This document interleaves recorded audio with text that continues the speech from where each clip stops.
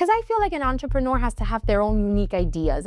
Sometimes I don't feel like there's anything unique about what I'm doing. I just like to sell pretty things. Yeah. That's where the lack of confidence comes in, right? So I started the company illegally when my son was born. I said I'm not a good salesperson, but people actually appreciate the honesty. I hope I don't cry, but it was 2 years ago. No, last year. My son's teacher says to me, whatever you're doing, keep doing it. I overheard him talking to his friends about you, and he was talking about your business, and he was so proud. Figure out what you want to do and do it. Make it happen. Whether you have a safety net in family or a spouse or a loan from a bank, figure it out and just do it. If you think about it too much, you're always gonna, our natural instinct is to go negative, right? Like what's the worst that could happen, right? Welcome back to the FoundHers Circle Podcast. I'm so happy to have you here. Today, I am having a wonderful conversation with Nikki Iglesias from Palmina. She is a mom, she's a founder, she's a wife, she does it all, and she is hilarious. I'm so happy to have had her here, and I know that you will enjoy this conversation.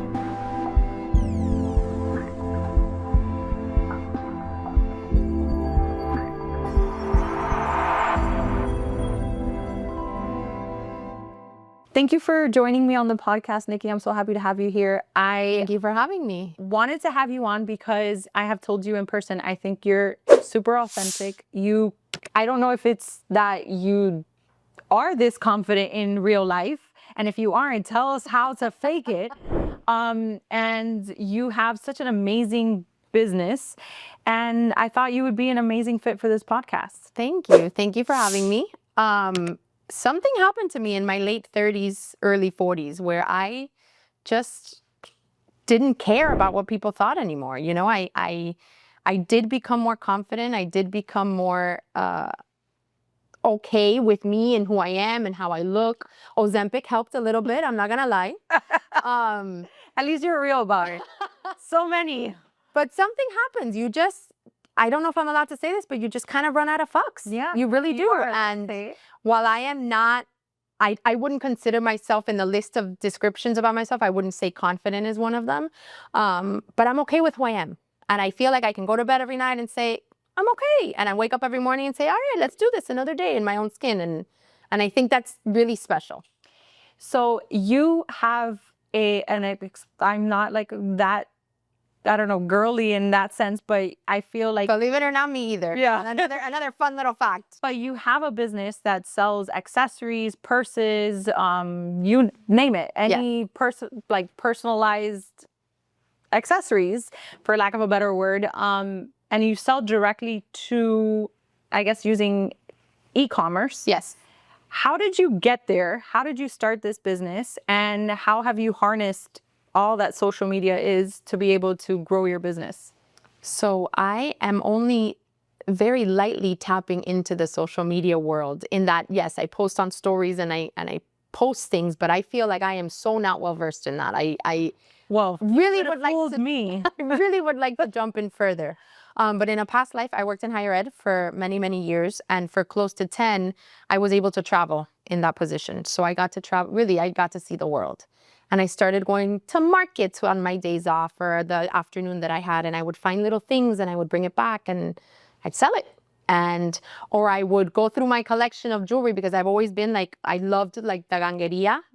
And Pinecrest Marketplace had started and I would sell it on Pinecrest Marketplace and I'd be like, man, I just made $5.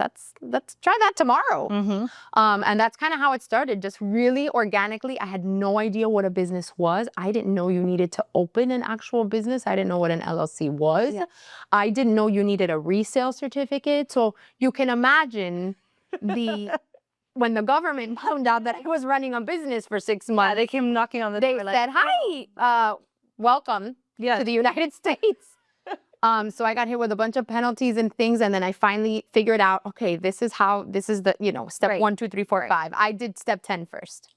But that's amazing because so many people get caught up in what they don't know and that like freezes them. They don't ever do anything. Like what a about the situation said, I don't really care, I'm going to go full-fledged on this business? Like, what brought out that inspiration in you? Have you always had an entrepreneurial like mentality? I don't. And when my husband says that, when my husband calls me an entrepreneur, I actually get very uncomfortable with the word, because I feel like an entrepreneur has to have their own unique ideas.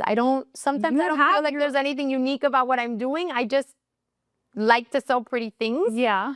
That's where the lack of confidence comes in, right? Yeah, I find that so intriguing, because you would never know that, like, based on your social media presence, even like our interactions, because I would say that we are friends. Yeah.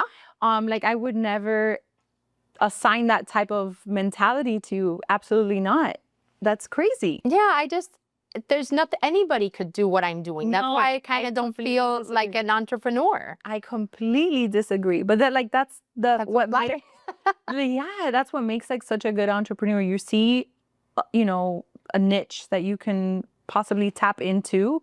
You find a product and you bring it to the person that's looking for that product. Like, I think that's really at the core, the definition of an entrepreneur. You have something, you sell it, you make money. Yeah. Like, I just really, I see how much women struggle with, maybe not self-worth. I feel that might be a little dramatic. That's for another day. But I feel that women really struggle with feeling pretty, looking pretty.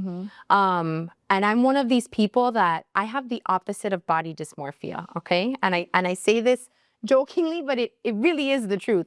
A lot of people who maybe are thin look at themselves in the mirror and say, oh my God, I'm so fat. I was the opposite. Like, I would put something on and I'd walk out of the house and I wouldn't look at myself in the mirror until I caught a reflection. I was like, who is that? What is happening right now? So I think that kind of helped me just put it on and go out. Nobody's going to stop you on the street and say, no, that's a little tight, or, ooh, those earrings don't look good. Nobody's going to do that. And if they do, you punch them in the throat. So I think that because I had this sort of warped sense of confidence. Yeah. But that is confidence. It is. It's funny that you say that you're not confident. But it's like like I got there through the back door, like you get there. Who cares what door you use? And I really, through what I'm doing, my goal is really to help somebody feel pretty and feel confident and say, I look hot. Let's do, and it's as simple as a pair of earrings.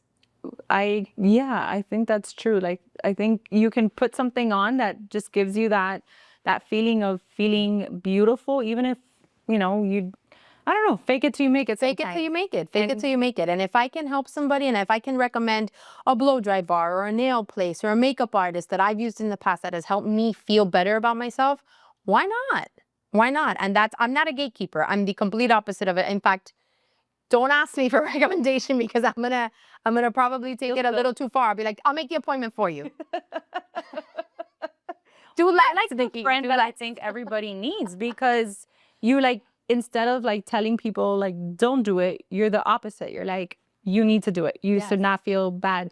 But do you feel that you give yourself the same grace? No, absolutely not. It's funny how we do that. We're so gung-ho about telling people jump off the cliff, do it. But then internally we're also ooh, I don't, that's scary. Yeah, because you would never talk to your friend and say, that looks bad, or your hair looks frizzy. You would never do that to your friend, right? Or you'd never say, your skin looks terrible. You wouldn't do that, but you do that to yourself on a regular basis. So I have tried to adopt, how would I talk to myself if I was my friend, right? I would be encouraging, I would be positive, I would, a little bit of dose of reality too. I'm not gonna let my friend go out in a crop top, right? Maybe at 40 with a couple of rollitos hanging out, but I'm, go on with your bad self. Put the crop top on, but throw on a jean jacket too, we're gonna be a little bit of a realist also, right? Balanced. Yeah. So you said you started in higher ed. How did you then take the leap to go full time to Palmina? Because we haven't even addressed your company's name is Palmina. Yes. And how did you decide now is the time to do it? So I started the company illegally when my son was born. And then got it on the books and did everything properly. I actually started with a different name. It was called Gin and Jewels when I started. Okay. And I thought I was so clever because it was a play on Gin and Juice, the rap song, right? except I don't. We share a love of rap We do. and overalls. We do. We should establish that. We should have both worn overalls today. No, we should have. We Yeah. didn't plan it. Next time. Yes.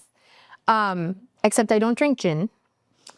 And everybody thought my name was Gina because on social media it was Gina Jewel. It looked like Gina Jewel. Everything together.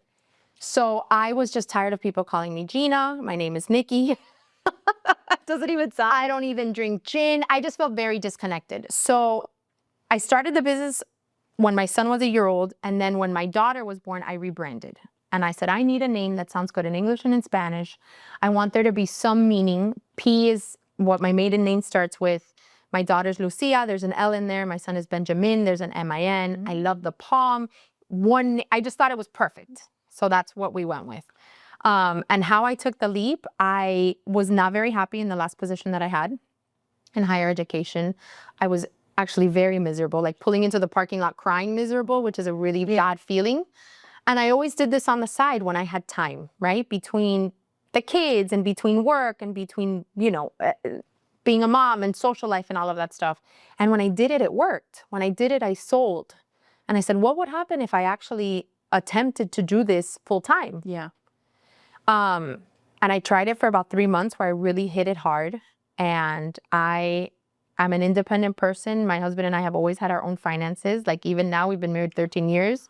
We need to talk about that. I Yeah. feel like a lot of people talk about that. Yeah, we have all of our own stuff. He's responsible for paying A, B, and C. I'm responsible for paying D, E, and F. And it's just what works for us. Nobody questions what the other one does or has. It also helps that I'm the spender and he's the saver. Yeah. That helps a little bit. Yeah. But I'm spending my own money, so Right. we can't And say he anything. knows that his stuff is like, he's responsible for certain things. Exactly. So what I needed was to know that if there came a time where I couldn't sustain myself or pay my D, E, and F bill, that I was going to have a safety net. And all it took was him saying, I got you. And he's not an I got you kind of guy. He is a numbers guy. Yeah. He is a Practical. He's an engineer. There is a problem, there is a solution. Right. He is not a up in the clouds, rose-colored glasses kind of guy. So I knew when he said that I was like, I'm good. I could do this. And I just needed to believe that I could do it. It also helps that I have an amazing basis of clients who support me. I really feel like they are my friends, people who I've never met before. Well, probably because of how you make them feel, which is going back to what you said. It's like you just want people to feel pretty. You want them to feel confident. And I think that comes across with everything that you do. And when you sell, it also comes from a very natural, very like, It's very genuine. I don't sell you something that I don't like. I don't sell you something that I wouldn't wear. If it's heavy, I'm going to tell you, girl, your earlobes are going to hurt at the end of the night. It's worth it, but they're going to hurt. I said I'm not a good salesperson, but people actually appreciate the honesty. 100%. I think that's true. There's a lack of that in most transactions, I think. And people, even if you're telling them something that maybe is not super positive, but like you're being honest and they feel it's coming from a positive place, I think people really resonate with that. They don't want to be lied to. And like inauthentic Right. sales, it's so easy to spot that. And Yeah. people are like, ooh, Yeah. they don't like that.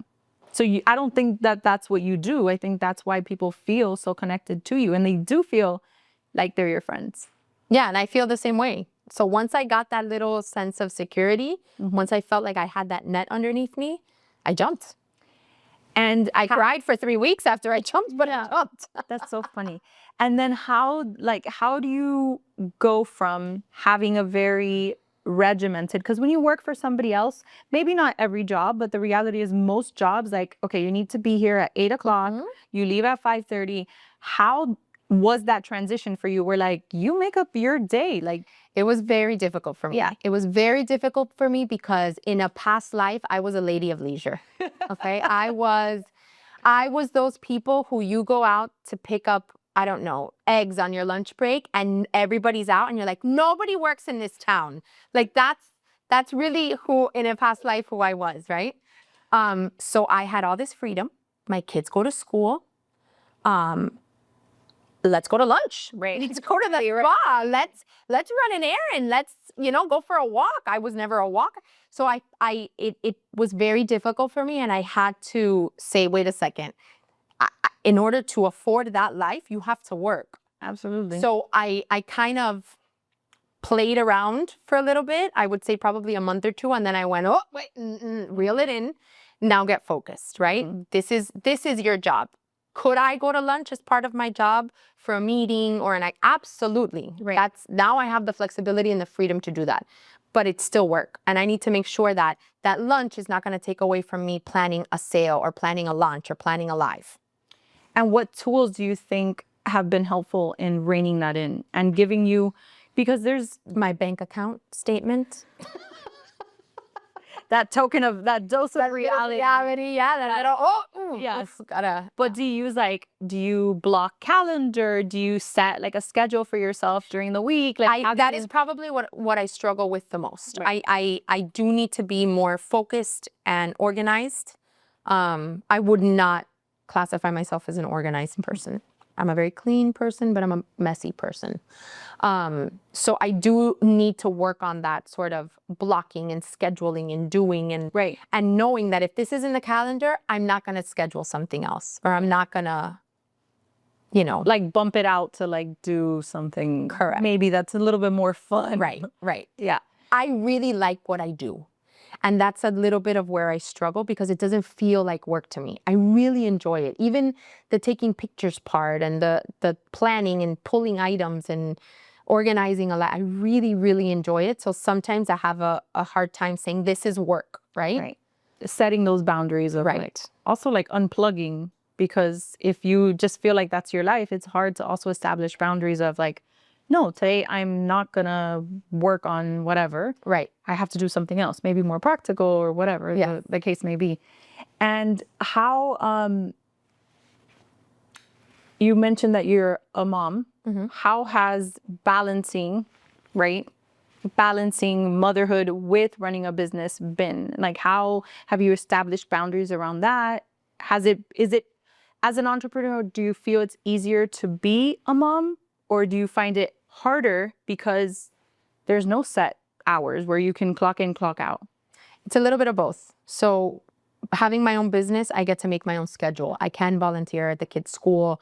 I can sign up to be a field trip chaperone. I can be the room mom. I can do all those things. But having your own business, also, when do you say no to those things? I know. When do you say no to those things? Because you have to plan and make money and sell. Yes. So it's a little bit of both. It's not a clear-cut answer. I have the flexibility to be a present mother while also still kind of always being attached to my phone. Right. So I really, really, really try. I have failed miserably several times, but I try every day from 6 to 8 to not pick up the phone. Okay. I try. That's a good boundary to have. Try. I also struggle with that. But it's not the reality, And if the kids are doing homework, why can't I be on the phone or on the laptop? So it's difficult. But I really do try because I think my kids deserve a little bit of undivided attention. Not a lot, but just a little bit of undivided attention. Just a little bit, Just a little bit. I also feel like where I am right now in my life, because my kids are 10 and 5, where I need to be is in their classroom. Right. Where I need to be is their room mom, the field trip chaperone. That's where I need to be. Especially now. And it's hard to admit that that's kind of where I want to be too, because I've never thought of myself as like a stay-at-home mom, Yeah. I always joked if we won the lotto, great. Now I'm hiring a chef and a nanny and a driver and all the people. Right. Yeah. I struggled with that at first too. Like this year has been sort of a sabbatical year for me where I've had to, just for like, physical reasons, I've had to step back and be okay with that. But I too, it's hard because you say, okay, I'm going to go to the school for 2 hours, but in that 2 hours sucks you emails, phone calls, like you're still like, it's hard because when you own the business, you're on call all the time. I think that's a misconception people have. Like, oh, you have all the flexibility in the world. Yes, you do.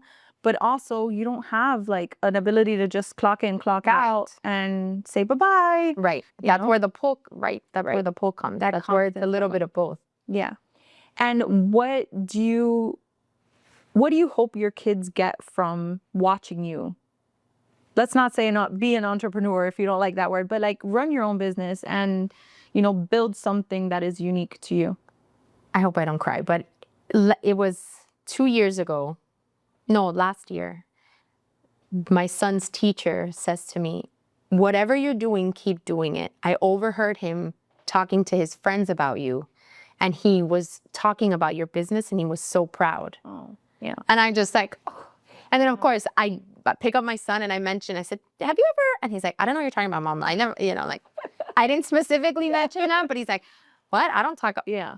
So I don't think the teacher was lying. I just think it came very naturally to him. And I just hope that they see somebody who's independent, who works hard, who's honest, and just a good person. Yeah. Like to my core, a good person. Not a good person because I post it on social media, but a good person because I hold the door on a regular basis for somebody, right? Like just a genuinely decent human being. Right. Yeah. That's what I hope they see. Yeah, I hope that's, now I'm going to cry with it. Thinking about my kids and stuff that they say too. We're like going back to our original point of like, we're so hard on ourselves and we don't realize that they don't see us in that way. Right. Like they tend to see the best in us. And if we would see ourselves the way that I know, like we would just feel so much better throughout the day. And how do you, like, what do you have in store for Palmina?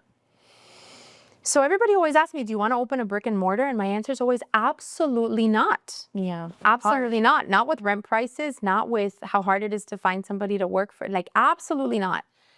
For me, it's kind of small goals, more consistent, right? So I do a lot of Instagram lives, which is basically like a QVC or a home shopping network type thing. But you're so like, you're hilarious. They're fun. Yeah. It's a good time. So have something that's a little bit more consistent, whether it's every other week or once a month or once a week, whatever that looks like, have it be consistent, have it be in the books. More planned launches. Believe it or not, I'm a little bit of organized chaos. I wish that I was more like, oh, I know exactly what's happening for Black Friday. No, I don't. I'll have it planned Monday before it happens. So just more consistent, more planned out, and enjoying the ride more, feeling a little bit and thinking that maybe I am an entrepreneur. Maybe I am doing a great job and enjoying this phase. Yeah. What is one piece of advice that you can share for that mom that's at home figuring out, or maybe not at home, maybe at her job that feels exactly like you felt, driving into her job that she fucking hated or hates, and she just wants to like do something? Like what advice would you give, I guess, that Nikki? Because obviously you took it. Yeah. Like what would you tell them? Figure out what you want to do, right? You can't just say, I want to leave, right? You have to have a plan. What is the next step? What are you going to do? Are you going to sell jewelry? Are you going to sell feet pics? Like what direction are you running in? So figure out. There's definitely an industry in that. That's where you want to go. That's my backup plan. If it doesn't work out, figure out what you want to do and do it. Make it happen. Whether you have a safety net in family or a spouse or a loan from a bank, figure it out and just do it. If you think about it too much, you're always our natural instinct is to go negative, right? Like what's the worst that could happen, right? What if it doesn't work out? What if I lose everything? What if I'm bad? What if nobody buys? But what if it does? What if it does work out? What if people do buy? What if you're really good at it and you didn't know? Right. What if people like you? So don't think about it. Jump into the deep end without floaties. I promise you know how to swim. And the worst thing that can happen if it doesn't work out, you go back. Right. You go back. Maybe not in your same position, but you get another job. I know. There'll always be something else. Yeah. Yeah, I think that's the perfect advice to land on. And I just want to thank you for jumping in. And thank you for having me. We'll do it again next time. Overall. Overalls. Yeah. Thank you so much. Thank you.